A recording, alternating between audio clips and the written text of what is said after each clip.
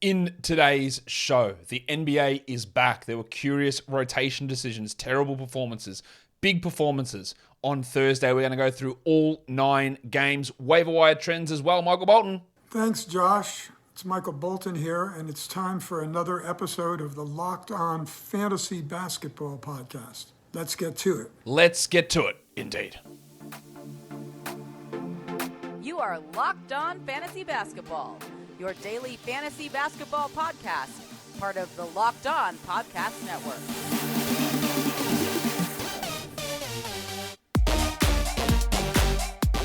Hello and welcome to the Locked On Fantasy Basketball Podcast, brought to you by Basketball Monster. My name is Josh Lloyd and I am the lead fantasy analyst at basketballmonster.com, and you can find me on Twitter as always at redrock_bball, on TikTok at redrock_bball, and on Instagram at Locked On Fantasy Basketball. This podcast is sponsored by BetterHelp. It's not a crisis line, it's not a self-help, it's professional therapy done securely online, available to people worldwide. And they have a special offer for my listeners. Get 10% off your first month at betterhelp.com/lockedon.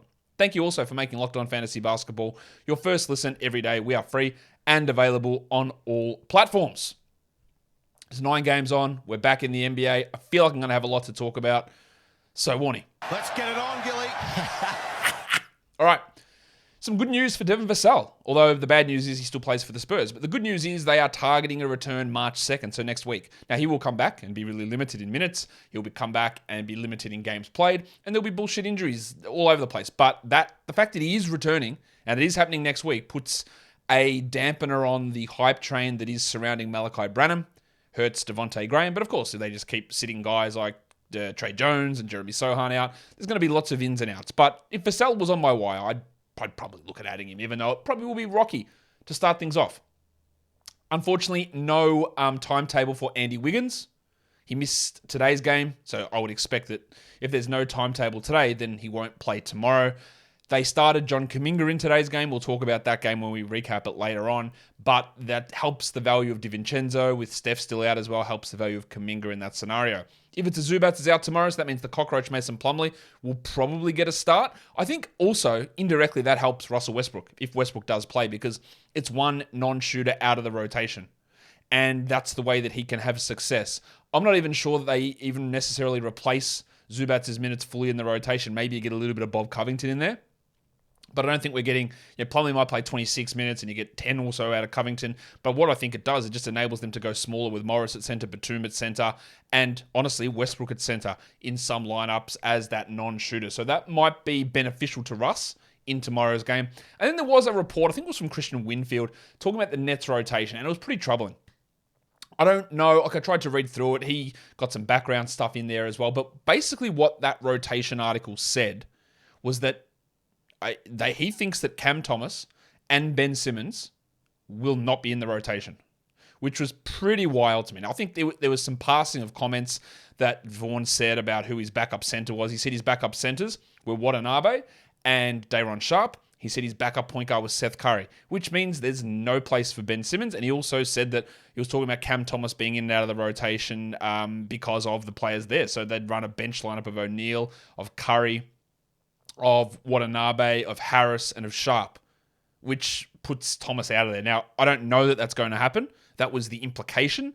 That wasn't the implication. Christian flat out said that Thomas and Simmons will be out of the rotation. That was his takeaways from that discussion with Vaughn. But at the very least, they're going to have limited roles. And we already know Ben Simmons has dropped. And I think, in 25 minutes, Cam Thomas can be a 12-team league player, but he does very little else.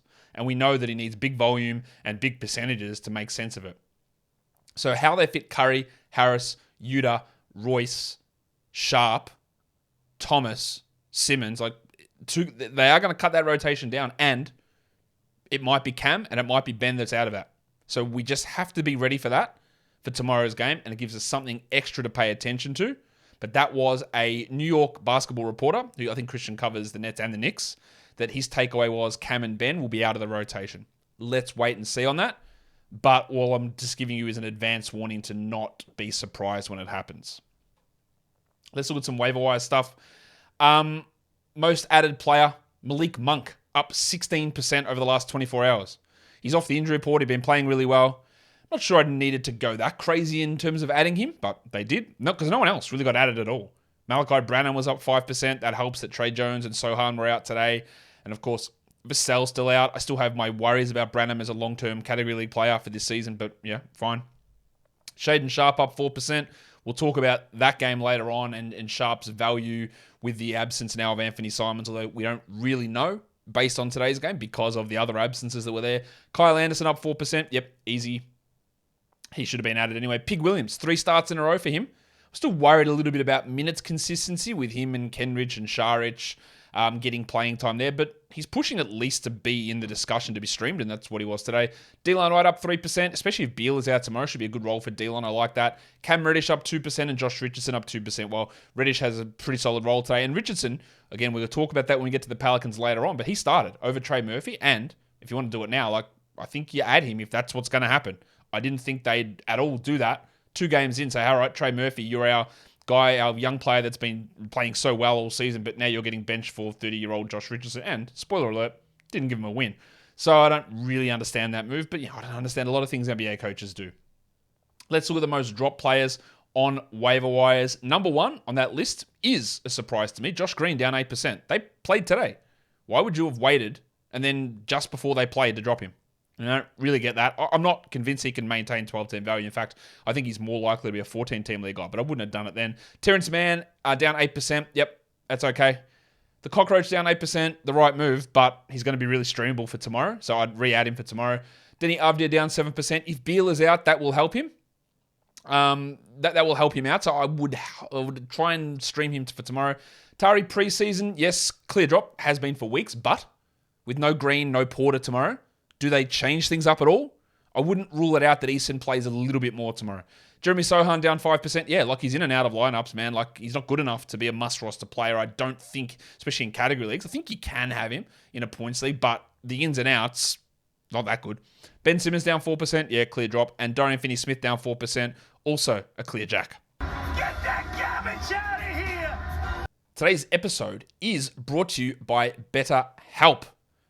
BetterHelp is, we all have things that we struggle with in our life. It's the stress of work. It's the stress of relationships. It's the stress of trauma. It's the stress of whatever. And sometimes getting through that stuff is really hard. And getting a professional to help you get through it is really, really important. So when you are at your best, that enables you to do great things. And we can't always be at our best if our mental state isn't at its best as well. Working with a therapist can help you get closer to the best version of you. If you're thinking of giving therapy a try, BetterHelp is a great option. It's convenient, it's flexible, it's affordable, and it's entirely online. You can just fill out a brief questionnaire to get matched with a licensed therapist and switch therapists anytime for no additional charge. If you want to live a more empowered life, therapy can get you there.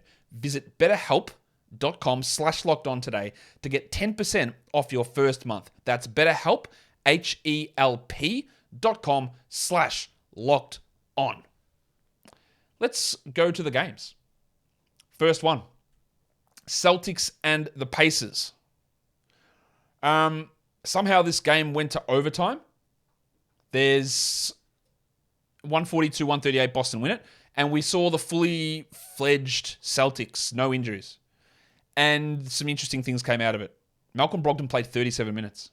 He closed the game over Rob Williams and over Derek White and played in overtime. 24, 5 and 7, 2 steals and 5 threes. Now what I find interesting about that is that even when guys were out, when Brown and Smart were out, Brogdon wasn't playing that much. So, is this just let's pull something out of our ass and see what happens? Probably. But that's really interesting. Derek White, last time they were fully healthy, played 17 minutes. This time, 25. That's better, but 25 probably doesn't cut it. He had 17, 3 and 2. That's pretty strong. Good usage. But the fact that he didn't play in the closing lineup, the fact that he didn't play in overtime, and this was a game where Grant Williams played 6 minutes only, that gives me real worries about where Derek White is heading. Hold, but I think he's going to be a drop. Grant Williams is a very clear drop. Get that garbage out of here! You shouldn't have been holding him in 12-team leagues anyway, but now he's a clear 12-team drop and 14-team drop. Well, Rob Williams, pretty yuck. 8 points, 4 rebounds, 26 minutes, 1 block. He's not going to play the 34 minutes a night he played last season under... Did he even play 34? He had stretches of playing 34 last night under Ime Udoka. That's just not going to happen. But the fact that they're taking him out of closing lineups is a difference between Mazzulla and Udoka. I think in a category league, I know I'm still holding him. In a points league, I'm not. His upside in a points league isn't good enough. He's still limited, obviously, by the injury. In a category league, I am holding, no questions asked. Points league? Not really. What's the point? He's averaging 25 fantasy points. Maybe he gets to 27. At this point of the season, honestly, playoffs start next week for a lot of people. What are you waiting for? You get much better value off the wire. Al Horford, putrid usage, 5%. He had 7 points with 7 rebounds and 6 assists. You've got to be punting points, really, to have him. You can't really get by any other way. But he still provides enough in those other areas if that's what you're doing. Tatum had some very, very iffy shooting, 36%, but 31, 12, and 7. And Jaylen Brown had 30 and 11. JB, you've done it again. Sam Hauser stayed in the rotation, played more minutes than Grant Williams. Something to watch. For the Pacers, still no Isaiah Jackson. Daniel Tice is the backup. That makes no sense. We know that. Andrew Nembhard had 5 points in 23 minutes as a starter. He went back to starting over TJ McConnell. We can easily drop him in 12 and 14 team leagues, and McConnell is very easily a 12 and 14 team league drop as well. He had 4 points in 14 minutes. Halliburton just did his thing, 22 and 14. But what about Myles Turner? Imagine getting this out of Myles Turner. 40 and 10 with 8 triples and a block on 87% shooting. Just amazing.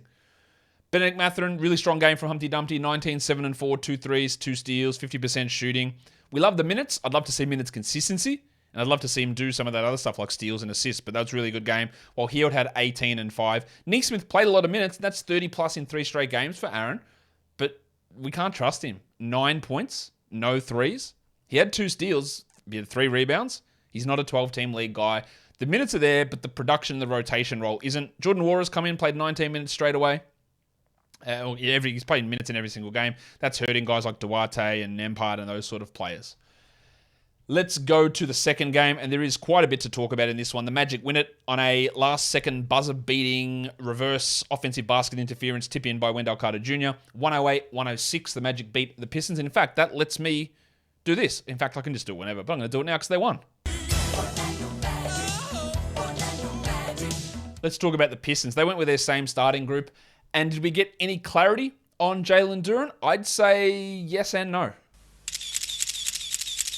The passport legend, Jalen Duren, played 23 minutes. He had 2 points and 8 rebounds on 20% shooting. So I'm not going to sit here and tell you he played well because he didn't. He was a minus 16, which was a team worst. He played he got benched early. Then he came back in with 6 minutes to go in the second quarter. He got 2 fouls in about 40 seconds, and then they took him out. So he played 9 first half minutes. He ended with 5 fouls. And then after the game, Dwayne Case says, I think his ankle might be bothering him. This is shaping up to be complete nonsense from the Pistons in terms of how they run their rotation. Am I dropping Jalen Duren in a points league? I got no real problem with that. Like his value, he's one of those players, like so many centers, Rob Williams, whose value is like 40, 50 spots higher in a category league versus where it is in a points league. So if you're in a points league, don't worry about it. Like, drop him. There's no... With this nonsense, with his ankle injury, with the stupidest coach and stupidest GM and stupidest organization in the NBA, again, they're not stupid. They just do dumb things that I don't agree with. It's very hard to trust him. I still think if I have him in a category league, look, this isn't good enough in a 12-team category league. It's not good enough. But I am going to hold. Is it the ankle? How long is that going to persist? Was it the early first half foul trouble? Because he played, 23 minutes. He had 14 second half minutes. And if he plays 14 first half minutes, it's 28 minutes, which is about right. Like, I'd love him to play 31, but 28's about right. So then when we look at Wiseman, who played 24 minutes...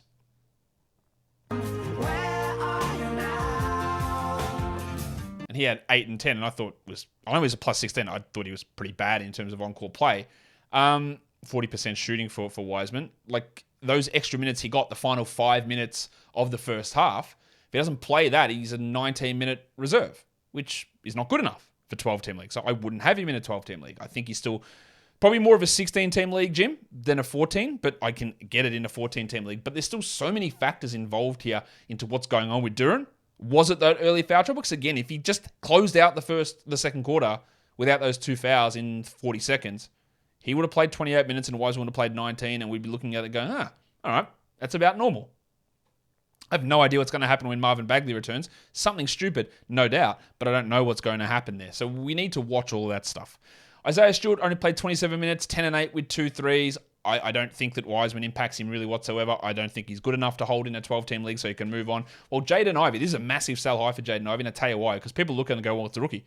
Second half, post-All-Star, that person probably also will come out and tell you that someone hit a rookie wall while ignoring that most rookies get better. But they'll also use this for second half. He's figured it out.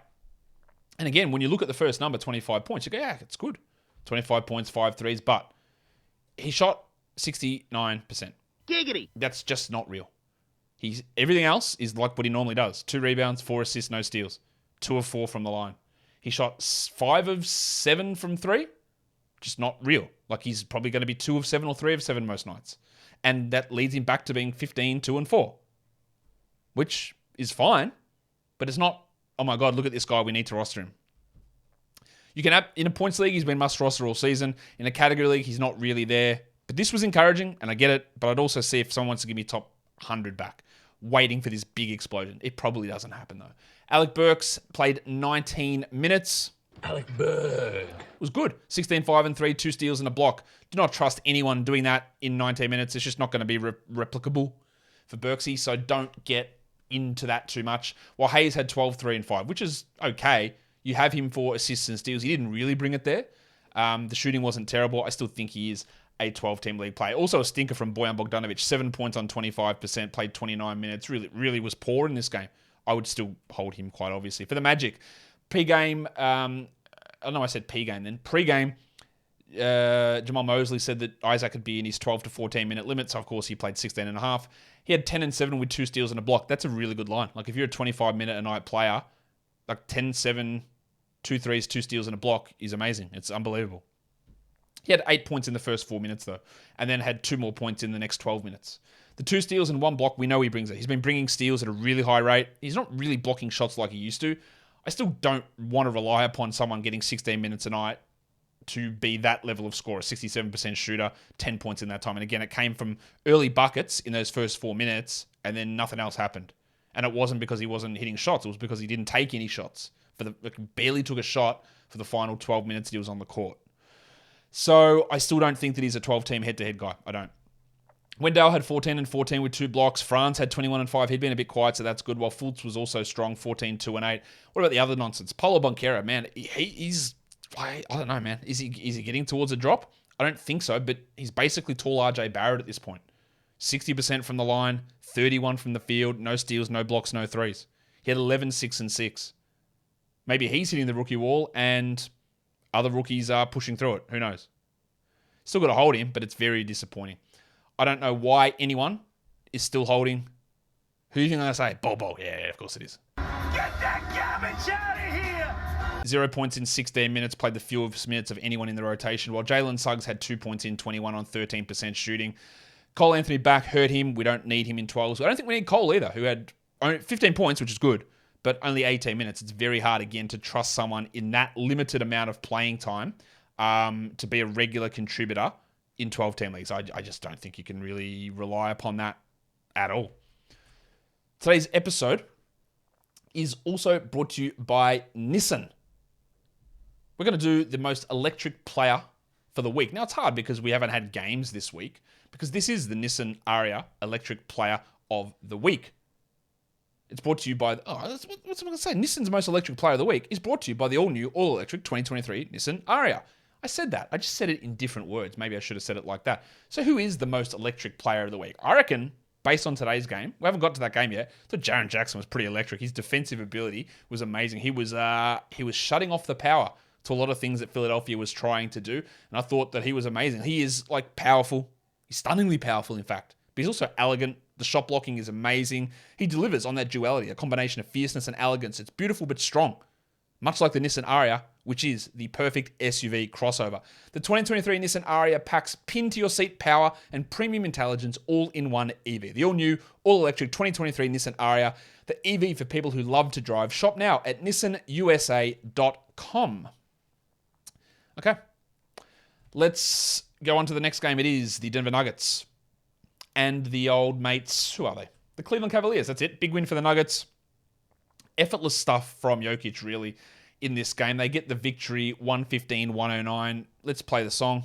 Big chungus, big chungus, big chungus, big. 36 minutes from Jokic, 24, 18, 13, 2 steals, elite percentages. He continues to be amazing. Like, it's ridiculous. There's no Aaron Gordon in this one. So they didn't start Bruce Brown. They started Vlatko Čančar. And to me, that's the death knell for Bruce Brown. Get that garbage out of here!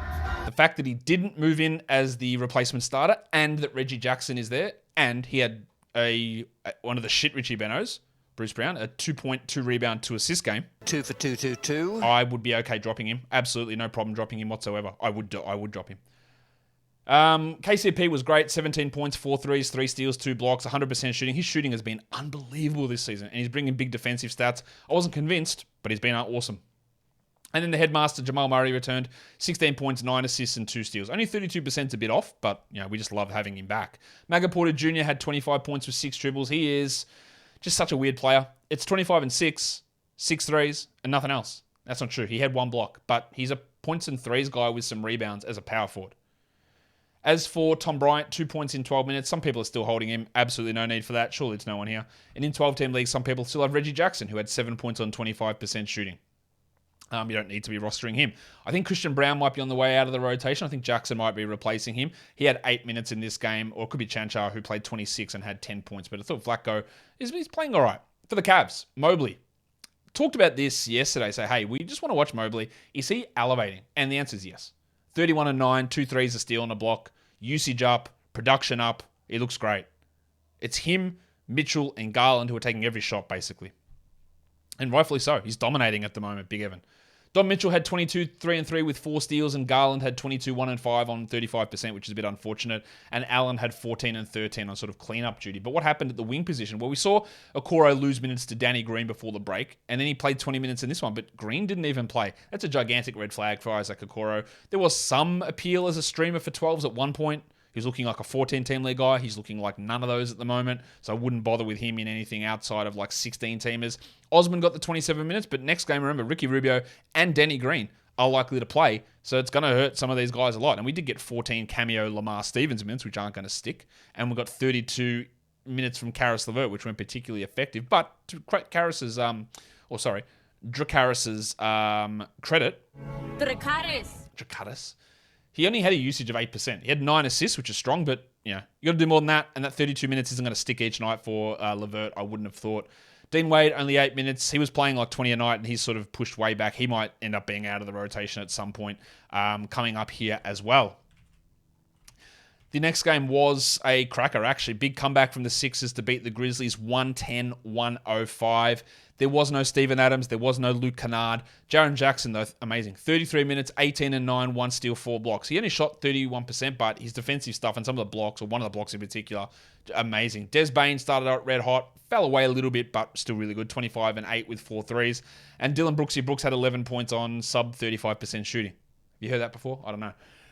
I don't know what to do with these centers. In fact, I do know what to do. You don't do anything with them. Brandon Clark started and had played 15 minutes, had 2 points. Xavier T. Ullman played 32 minutes off the bench, 8 and 12 with 2 steals and a block. And it's to that situation where you can't predict the minutes every night. Those guys are borderline at best. Like if they played 30 a night, either one of them, you go, yeah, maybe they're 12-team league guys. They probably are. They probably are. But I can't trust that every single night. So it makes it really hard to have them. Like, you can't even come in and say, well, look, Clark's been announced as a starter. I'm going to add him. Now, we did have early fouls and match up against Embiid, but that's what we talk about. We thought, okay, they're going to use big centers. They're going to use Tillman against big centers. No, they started Clark, and then he got in foul trouble, and they just ran with Tillman. So I don't know what they're doing. I have no idea what they're doing. And Adams probably isn't too far away. So I wouldn't worry about having Tillman or Clark or try and chase which one's going to do which on each night. I just don't think it's reliable. Shocking shooting from Ja Morant, 15 points on 19%. But he at least went 9 of 10 from the line and had 2 steals. But definitely not a particularly strong game. He is almost outside the top 50 for category leagues this season. And that's just the issues with his game. The subpar field goals, free throws, lack of steals, lack of threes. Does hurt him overall in category leagues for sure. Points leagues, we know he's a borderline first round guy. But for category leagues, he just isn't there. Aldama had 6 points in 15 minutes. He is still rostered in 12-10 leagues for a reason I don't really get. Jim Harden for the Sixers, unbelievable. 31, 7 and 7, 2 blocks, 6 triples, 63%. He was ridiculous here. Well, Embiid struggled, and put up 27, 19, and 6 with 6 blocks. Like, he actually did struggle. He shot 28% from the field and 77 from the line and still put up that line. Unbelievable stuff. Tyrese Maxey also struggled, but unlike Embiid, he's got no real ability to fill up any other category. He had 16, 2, and 4. He didn't hit a 3. He shot 33 from the field. He is a hold, but barely. And I think we've got to do it.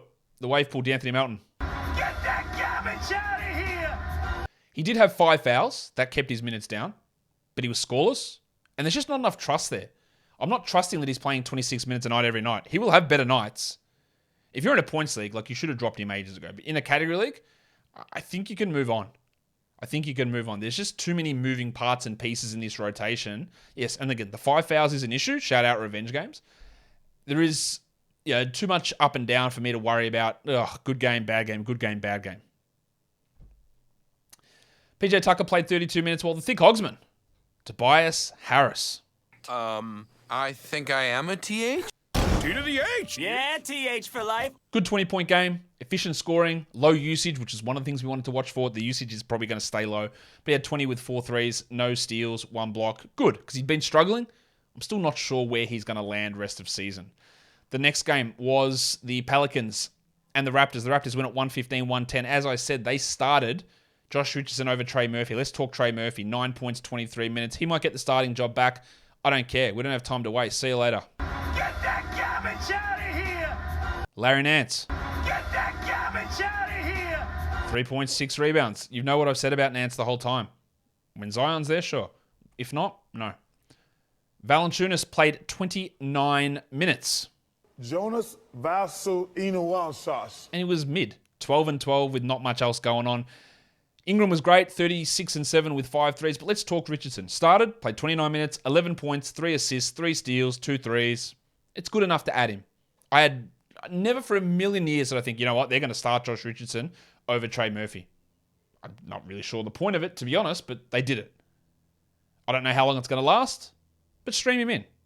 No, I was wrong. I thought there's no way he can maintain value in New Orleans, and it looks like, at this early stage, that I'm wrong. I'm still not convinced of it, though. Herb Jones, 2 points, 1 steal, 2 blocks. Nothing changes about Herb Jones. You get him for steals, occasional block, and that's not for everybody. And in points leagues, no way is he a 12-team league player. Not even close. 23, 4, and 5 for McCollum. While Alvarado had 7 and 15. For the Raptors, they started... Well, we thought we were going to get, hey, what's going to happen with this rotation? And then, last minute, Fred VanVleet out for personal reasons. Now, someone did say, I think his partner went into labor, so that's why he missed, but we don't know that for sure. So we still don't know who's getting benched. Because they went back and they started Barnes at point guard and Trent and Anunoby back in the starting lineup. Scotty played 41 minutes, had 18, 5 and 3, 3 steals and a block. Great game. The big fella, the big man in the middle, one of the best buy lows ever. If you bought low on him when the nonsense was happening with the Spurs, you are getting absolutely kissed on the dick. 21 and 18, 3 steals, a block, 82% shooting from Yucca Pirtle. I said that if he played Nick Nurse minutes, we might get a top 30 player. We might. He had 5 fouls here. He could have played more. He could have been bigger. It's going to be huge, I think, for him rest of season. Siakam had Pascal Shakim had 26, 4, and 5 in 38 minutes, while Gaz Trent had 18 points, but in true Gaz style, not a lot else. 2 steals is good, but 38% shooting, much like Anunoby with 39%, is a bit of a worry. I don't know what direction they're going to go here, who's going to move when VanVleet comes back in, but I think they're all going to maintain solid enough value. And OG had 12 and 6, 2 steals, and a block. You can go ahead and it's always good to get a Raptors to get jacked, isn't it? Get that garbage out of here! I didn't even tell you who I was doing it for, but guess. Is it Precious or is it Boucher? Nah, it's both. 6 and 6 for Precious in 20 minutes, one of the clearest drops of all time. And Boucher had 9 and 8 in 23 minutes. As soon as Pirtle was acquired, Precious was a drop. That was clear. And Boucher is a drop now. VanVleet's going to come back and make it even harder for him. They actually played Jeff Doughton over over Malachi Flynn in this game. 5 points in 19 minutes for Doughton. For all of you big Doughton fans out there. Right, this next game, real blowout stuff here from the Mavericks over the Spurs. 142 Dallas, 116 San Antonio. The big fella Goldfinger, Charlie Bassey, 19 minutes, 16 and 7. Must add 14-team league player. That's a 12-team line. I don't trust that to happen every game, obviously, but he's on the 12-team watch list for sure. Branham played 35 minutes. Actually, before we do that, let's go through who was out. Sohan, Langford, Jones, Vassell, Roby. There's 3 starters out there, Sohan, Jones, and Vassell. So we've got to keep that in mind with a lot of these guys. Like Branham, who played 35 minutes and had 23, 2, and 5 on 53%. But he also attempted 17 shots with a 27 usage and was minus 21. I just don't see that role for him every single night. It's great at the moment. Use him, no problem. But long term, I don't see it. Same with Devontae Graham, who had 10 points in 28 minutes with 5 assists. Not a long-term option. Zach Collins, even though Bassey played well, was still good. 13 and 12, 3 assists, 12-team league guy. And Keldon Johnson, the old horse himself. Whose horse is that? 22, 8 and 7. Great getting 7 assists out of him. And great from the field. Unfortunately, 63 from the line, but otherwise really strong. I just continue to think this team is going to be a mess as we move forward. The Branham stuff, it's going to require like Sohan and Langford and Jones and Vassell being out. Bassey was great here. He could move into 12-team ad territory. And if he wanted to do it now, I don't mind it. I just don't think he's going to be consistently getting 23 minutes a night, nor shooting 88% from the field, which he did in this game. But he's absolutely someone to watch. Deep leagues will also want to watch a little bit of Blake Wesley, 9 points with 2 threes. But again, with so many guards out, it's hard to feel particularly strong moving forward. Bates Diop had 15 and 6 with 2 triples. He's okay as a deeper league guy, but he's going to lose out a lot when these players return. For the Mavs, Luka 28, 7 and 10, 2 steals, 2 blocks. Kyrie 23, 1 and 6. Good games from those guys. But let's talk negative because Josh Green struggled. 26 minutes, 11 points, 2 threes. You talked about it at the start. We were sort of borderline. The return of Tim Hardaway played 26 minutes. The addition of Justin Holiday played 21 minutes. Hurts him. I don't think there's enough high upside in Josh Green to be a 12-team league guy, so if you want to drop him, go ahead. As for Holiday, nice 16-team league ad. 15 points, 21 minutes. It is against the Spurs. He took only 7 shots, and he hit 71% of them. That's 5 out of 7. 2 steals is nice, but he's going to play a regular role, and that's good enough for deeper leagues. The Crucifix, 22 minutes for Christian Wood, 16 and 7 with 2 blocks. We're not dropping him because he's still producing, but I'm not sure there's much minutes upside there. While Powell had 10 and 8 in 27, and we also got 22 points for Timmy in 26 minutes, Tim Hardaway. That's still only deeper league stuff for Hardaway. He's not to be trusted outside of, I'm really desperate for points or threes in a streaming type situation. All right, let's do the next one. Overtime, the Thunder and the Jazz. The Jazz win it. Larry Market in free throws get him over the line. 121-19. Shea was amazing, 41 minutes. 39, 8 and 7, 2 steals and a block. That's just standard for him. And then this is a bunch of weirdness. Giddy was pretty good, 18 and 11, but a horrible shooting from the field and the line really hurts. He had 2 steals, which is strong. It was also a stinker in relatively. It was a shit game. The Bronco, Jalen Williams. Broncos country, let's ride. 9, 6 and 2 with a steal is not good enough, right? We're still holding him, obviously, but that's not a particular good game. It was a good game from Pig Williams, the other Jalen Williams, the center Jalen Williams, who started at center for the 3rd consecutive game. 27 minutes, 11 and 6 with 3 threes. I'm not getting too excited here, and he had 12% usage, and there's still a lot of other names there. But if I'm in like a 14-team league, I'm considering it. It was a good game from the Oklahoma City Mudflap, Kenrich Williams.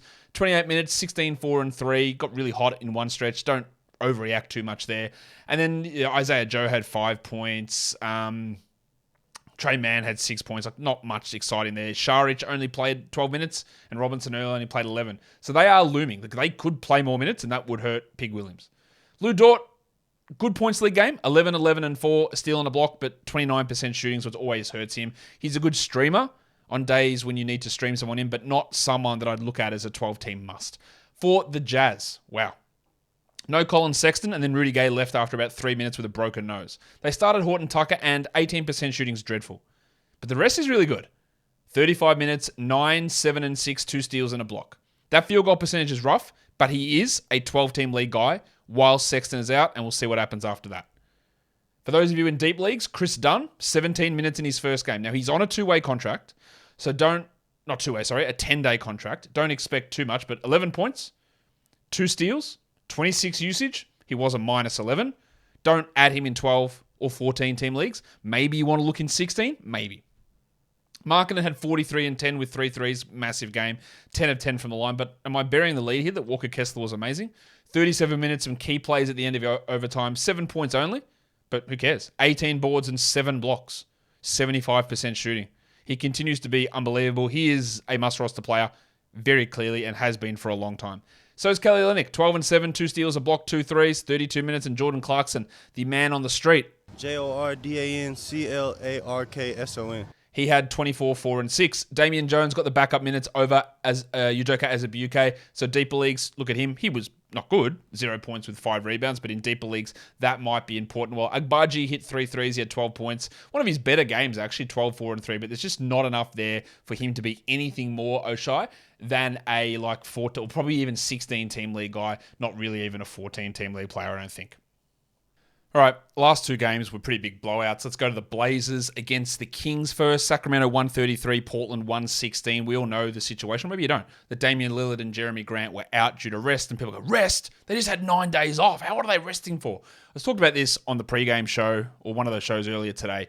They were stuck on the tarmac for 7 hours yesterday. They didn't get to Sacramento. They stuck another 4 or 5 hours today. They didn't get to Sacramento until 4 hours before game time. They already knew they were undermanned. It was a terrible travel situation. And Grant's just coming off a concussion. He's their second most important player, and Lillard's their most important player.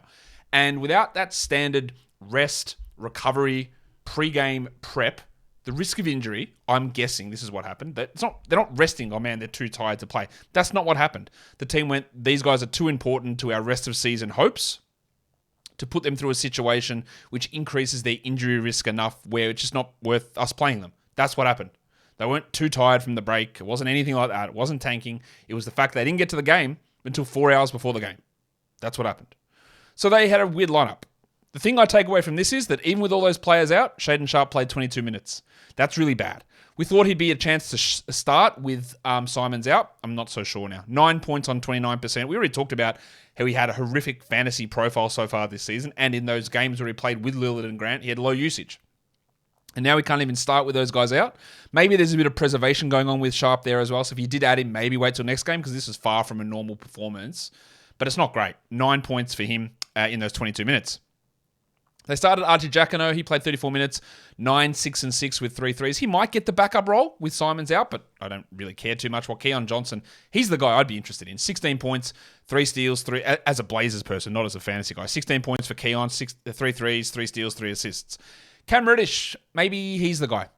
24, 4 and 4, 2 steals and 3 threes. Took a lot of shots. He's not going to have that level of shooting. He was bad plus minus, but getting that role and replacing Simons looks like it's possible, and maybe he's an out. I'm not fully sold on it. Maybe he is. I'm more sold on Reddish than I am on Little. Little was great. 26, 3 and 2, 4 steals and a block. The fact that it's taken this long to get him to play at all with Chauncey Billups, who I think has mismanaged him quite a bit this season, is infuriating. Now, again, he's just not going to be a usage player or play this many minutes most nights, so don't overreact to this. But this was encouraging. Keep his name sort of on your radar there. Eubanks had 8 and 7, nothing great there, but he's still a soft hold. Well, Thibault this is who he is. 5 and 4 with 2 steals. He's a steal specialist. Nothing else is going to change. He's not going to become an offensive maestro. He's not going to become a shooting legend. None of that's going to happen. He's just a steals specialist. And for points leagues, that doesn't matter at all. For category leagues, it does have value, but it's got to be for the right team. For the Kings, hard to read a lot into this. We only got 26 minutes out of De'Aaron Fox. He had 31 points. He was great. But, yeah, everyone just, look, 73%. This team shot 54% as a team. It's ridiculous. We got 18 minutes of Terrence Davis. He scored 20. We got 10 points out of Kevin Huerter in 26 minutes. We got 15 points in 21 minutes for Malik Monk. Does Terrence Davis even play each night? I don't know. I think that the Monk, Huerter, Davis, even Keegan Murray mix makes all of them worthy streams, but none of them must roster 12-team leaguers. And same with Harrison Barnes, the pencil. I'll try that again. The pencil, Harrison Barnes. Barnesy. Who had 15 points in 24 minutes. Hard to read a lot into this because of the nature of the game, but there's just too many options there. And like guys like Murray, not great per minute producers. Barnes, not a great per minute producer. Huerter, not a great per minute producer. And if the minutes are going to fluctuate and shooting fluctuates, it's hard to tie yourself to one of those guys and go, yeah, he's going to be my player as we move forward. So I think, in essence, if you want to have Murray, sure. If you want to have Barnes, sure. If you want to have Huerter, sure. If you want to have Monk, sure. I'm not really feeling strongly either way there. And I think all of them are droppable, all of them are streamable, all of them are rosterable. I wouldn't want to have more than one of them on my team, but they're all sort of fitting perfectly into the worst player in your team sort of role, the 13th best guy, which, of course, always makes them droppable for a stream option. All right, and the last game was really a lot of the same. The Lakers blow out the Warriors. The game was over like really early. I think it was like 8 minutes of garbage time in this game. The final score, 124-111, doesn't really indicate how far apart these teams were in this one. There was no Andy Wiggins, no Steph Curry, so they started Kuminga and benched Looney. Looney still played 20 minutes and had 15 rebounds with 71%. This is what he is. He gets rebounds with high field goal percentage. Anything else you get is a bonus, and it doesn't really appear to matter what his minutes are, whether they're 26 or 20. Still fine to have for that purpose. Ty Jerome, Milk, he played 30 minutes. He had 20 points. That's a garbage time special. Don't care. It looks like Clay is going to play the back-to-back tomorrow. 22 points for him with 2 steals, while Poole had 16. And a stinker from DiVincenzo, just 5 points on 29%, but he brought the steals. 3 steals and a block. I don't think he's got long-term value, but with Wiggins and Steph both out, we roll with him. Kuminga, 10, 3, and 5, 25 minutes. Even with Wiggins out, I wouldn't feel particularly comfortable with using Kuminga in a 12-team situation. But if you added him for the back-to-back, roll with him. You get another opportunity tomorrow. We got 10 minutes of Patrick Baldwin. That's how you know it was a blowout. 11 points for him with 3 threes, while Draymond had 6, 11, and 5. For the Lakers, Austin Reeves was great. 17 points, perfect shooting, 4 assists and 2 steals. I don't really trust that, though.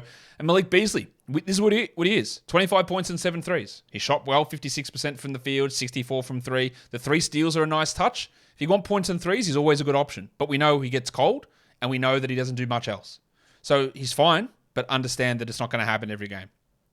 D'Angelo Russell got injured. They said that x-rays were fine and he's going to be day today, so that's good news. But that means you can consider re-streaming Dennis Schroeder.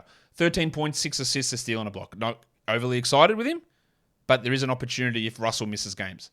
LeBron only played 26 minutes, 13, 9, and 8. Davis had 12 and 12. But again, what are we taking out of this game considering how much of a blow it is? I will take out of it that Vanderbilt only played 18 minutes. He had 4 and 9. He's a good rebounds guy. Maybe a little bit like Kevon Looney, rebounds with some steals. But I don't think that he's necessarily a must, definitely not for points leagues, but he's not a must-roster 12-team category league guy either. We got a double-double out of Mo Bamba, 10 and 13, but again, garbage time special really skewed a lot that was happening in that game and in the Blazers-Kings game. Lines of the night. The monstrous line of the night does go to Big Chungus Nikola Jokic. Your waiver wire is Nasir Little. Your young gun is Evan Mobley, and the dud of the night is the wave pool DeAnthony Melton. Top 10 in category leagues for today. Number 1 was Jokic, followed by Myles Turner, Tyrese Halliburton, Domantas Sabonis, Doncic, Markkanen, Harden, Brogdon, Tatum, and Evan Mobley. Your top 10 players rostered in under 50% of leagues. Nasir Little, number 1. Look, hard to read. Let's try again. Little at 1, Reeves at 2, Reddish at 3. Those games are all gigantic blowouts with weird situations in the Portland one. I'm not reading massive amounts into that, although I am interested a little bit in Reddish. Number 4 was Burks. Don't buy it. Number 5 is Bassie. Buy it a little bit. Definitely in 14 teams. Terrence Davis, blowout. Dennis Schroeder, maybe with Russell out, we could consider that.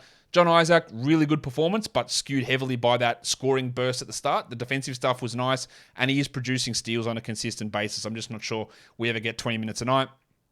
Justin Holiday played a lot in his first game for Dallas and was really good. That's a nice deeper league stream. And then Joshie Richardson, who I don't mind as a 12-team league ad. I don't know if they're going to persist with him over Trey Murphy. It makes no sense to me. But if they're going to do it, we've got to pay attention to it. Your top 10 in points leagues. Number 1 was Embiid, followed by Shea, Jokic, Doncic, Tatum, Sabonis, Halliburton, Pirtle, Markkanen, and Jim Harden. And that, guys, will do it for me today. Don't forget, follow this podcast on Apple Podcasts, Google Podcasts, Stitcher, Spotify, and on the Odyssey app. And if you're on YouTube, you thumb it up. And you leave those comments down below. Guys, we are done here. Thank you so much for listening, everyone. See ya.